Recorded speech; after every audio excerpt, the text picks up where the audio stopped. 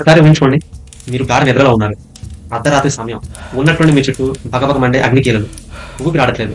బయటపడదామని చూస్తే bus door తెరుచుకోవట్లేదు. చావుకి మీకు మధ్య ఒక అర్థం మాత్రమే దూరం ఉంది. ఇది పీడకల కాదు. హైదరాబాద్ నుంచి బెంగళూరు వెళ్తున్న 40 మంది ప్రయాణికులకు ఎదురైన సంఘటన. ఈ రోజు యావత్ భారతదేశానికి అందించిన కర్నూలు బస్సు సంఘటన గురించి తెలుసుకుందాం పదండి. అక్టోబర్ 24, 2027 శుక్రవారం తెల్లవారుజామున సుమారు 2:50 అందరూ నిద్రలో ఉన్నారు. ఒక మామూలు ప్రయాణం మృత్యుఘోషగా మారిపోయింది.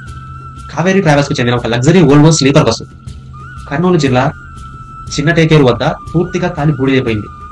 ఈ ఘోర ప్రమాదంలో 20 మందికి పైగా సజీవ దహనమయ్యారు. ఎందరో తీవ్రంగా గాయపడ్డారు. అసలు ఆ రాత్రి ఏం జరిగింది? ఆ నిమిషాల పరిధిలో నరకం ఎలా సృష్టించబడింది? ఈ ప్రమాదాన్ని ఆపగలిగే అవకాశం ఉందా? నాతో రండి, ప్రతి నిజాన్ని మీకు తేలుద్దాం. ఆ బస్సు నెంబర్ 9490 గురువారం రాత్రి 8:30 హైదరాబాద్లోని పటాన్ చెరువు నుంచి తన ప్రయాణాన్ని మొదలుపెట్టింది. వివిధ ప్రాంతాల్లో ప్రయాణికులను ఎక్కించుకుంది. 41 మంది ప్రయాణికులతో నేషనల్ హైవే 44 నుంచి దూసుకుపోతుంది. అందులో చాలా మంది దీపావళి పండగకి బెంగళూరు నుంచి సొంత ఊళ్ళకు వచ్చి తిరిగి వెళ్తున్నారు తమ ఉద్యోగాలు చేసుకునేందుకు. తెల్లవారుజామున సుమారు 2:50 నుంచి 3:15 మధ్యలో ఉల్లిందకొండ క్రాస్ రోడ్స్ దగ్గర విధి వక్రీకరించింది. శివశంకర్ అనే 22 ఏళ్ల యువకుడు తన పల్సర్ బైక్ పై అదే దారిలో వెళ్తున్నాడు. ప్రాథమిక విచారణ ప్రకారం వేగంగా వస్తున్న బస్సు ఆ బైక్ ను బలంగా ఢీకొట్టింది. ఆ దెబ్బకు బైక్ బస్సు ముందు భాగంలో ఇరుక్కుపోయింది. కొన్ని మీటర్ల వరకు బస్సు ఆ బైక్ ను ఈడ్చుకెళ్ళింది.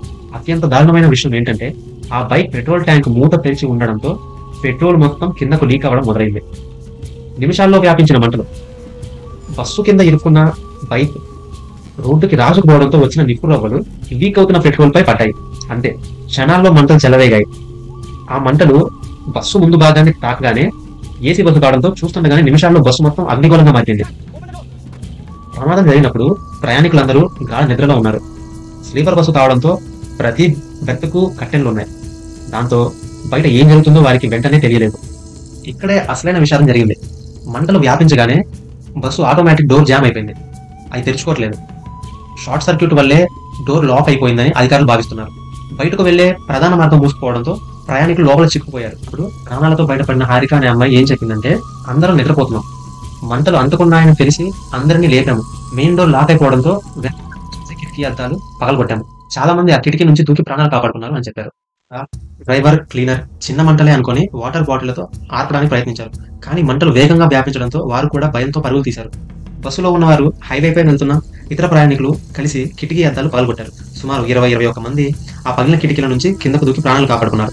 కానీ పాపం బైకర్తో సహా 20 మంది ఆ అగ్నికీలాల నుంచి బయట పడలేకపోయారు. అగ్నిమాపక సిబ్బంది వచ్చేసరికి బస్సు కాలి బూడిదైపోయింది. ఇక ఇనుప గుడులా మిగిలిపోయింది. మృతుల్లో చాలా మందిని గుర్తించలేనంతగా కాలిపోయారు. 20 మృతదేహాలతో మొదట 11 మందిని మాత్రమే గుర్తించగలిగారు. మిగిలిన వారిని గుర్తించడానికి ఫారెన్సిక్ బృందాలు DNA నమూనాలను సేకరించారు. బస్సులో నుంచి ఎవరైతే దూకారో వాళ్ళందరికీ గాయాలయ్యాయి. ఈ గాయాలైన వాళ్ళందరినీ కర్నూలు ప్రభుత్వ ఆసుపత్రిలోకి తరలించారు. పోలీసుల ప్రకారం క్లీనర్ను అదుపులోకి తీసుకున్నారు. కానీ ప్రధాన డ్రైవర్ మిరియాల లక్ష్మయ్య ప్రమాదం జరిగిన వెంటనే అక్కడి నుంచి పరారయ్యాడు. అతని కోసం పోలీసులందరూ గాలింపు చర్యలు చేపట్టారు. ఇప్పుడు నేను చెప్పబోయేది విని మీరు షాక్ అవుతారు.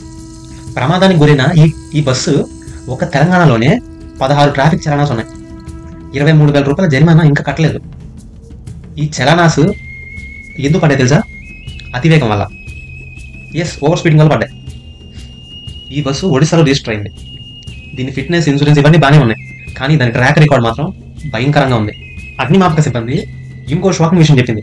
ఏంటంటే ఆ బస్సులో మినిమం అగ్నిమాపక భద్రతా పరికరాలు ఏమీ లేవంట.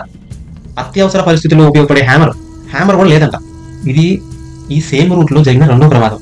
సరిగ్గా 12 ఏళ్ల క్రితం 2013లో హైదరాబాద్ బెంగళూరు మార్గంలో జరిగిన బస్సు ప్రమాదంలో 45 మంది సజీవ దహనమయ్యారు.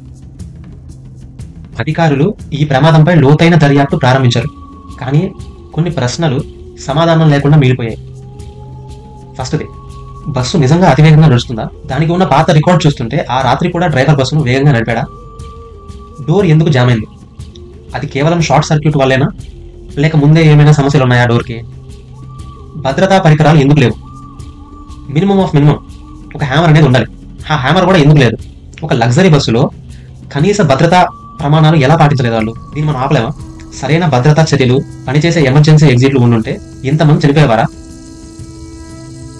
ఈ దుర్ఘటన మనకు ఒక చేదు నిజాన్ని గుర్తు చేస్తుంది. ప్రైవేట్ బస్సులపై ప్రభుత్వ పర్యవేక్షణ పెంచాల్సిన అవసరం ఎంతైనా ఉంది. తప్పనిసరి భద్రతా పరికరాలు ఖచ్చితంగా ప్రతి బస్సులో ఉండాలి. ఎమర్జెన్సీ కిట్ లేకుండా ఏ బస్సు రన్ అవ్వకూడదు. వాటిలో బేసిక్ ఏంటంటే ఫైర్ ఎక్స్టింగ్విషర్లు, సేఫ్టీ హ్యామర్స్, ఇవన్నీ ఖచ్చితంగా ఉండాలి. ఇంకా ఎమర్జెన్సీ ఎగ్జిట్లు క్లియర్గా కనపడతా ఉండాలి. ఇంకోటి, జస్ట్ అధికారులు సర్టిఫికేట్ ఇవ్వడమే కాకుండా ఎమర్జెన్సీ సర్ప్రైజ్ తనిఖీలు కూడా చేస్తూ ఉండాలి. ఇంకా కఠినమైన చర్యలు తీసుకోవాలి. ట్రాఫిక్ ఉల్లంఘించిన బస్సులకి రోడ్డు మీద తీసుకురాకూడదు. ఇంకా ప్రయాణికులకు అవగాహన పెంచాలి. విమానాల్లో చెప్పినట్టు బస్సు కూడా ప్రయాణం మొదలయ్యే ముందే ఎమర్జెన్సీ ఎగ్జిట్లు ఎక్కడ ఉంటాయి, వాటిని ఎలా ఉపయోగించుకోవాలని చెప్పి క్లియర్గా చెప్పాలి. ఈ ప్రమాదంలో 20 మంది చనిపోయారు. 20 కుటుంబాలు శోకసంద్రంలో మునిగిపోయాయి. ఎన్నో కలలు ఆ బస్సుతో పాటే కాలి బూడిదైపోయాయి. ఈ మృతులకు నివాళులర్పిస్తూ మనం ఒకటి ప్రశ్నించుకోవాలి, ఇంకెన్ని ప్రాణాలు పోతే మనం రోడ్డు భద్రతపై దృష్టి పెడతాం. ఈ వీడియోలోని నిజాలు మీ మనసును తాకితే దయచేసి లైక్ చేయండి. బస్సు భద్రతపై అవగాహన పెంచడానికి ఈ వీడియోను షేర్ చేయండి. మన ఛానల్కు సబ్స్క్రైబ్ చేసుకోండి. ఇలాంటి ప్రమాదాలు జరగకుండా ఉండాలంటే ఎలాంటి చర్యలు తీసుకోవాలో మీ అభిప్రాయాలను కామెంట్లో తెలియజేయండి. మరణించిన వారి ఆత్మకు శాంతి కలగాలని కోరుకుంటూ వారి కుటుంబాలకు నా ప్రగాఢ సానుభూతి. Thank you.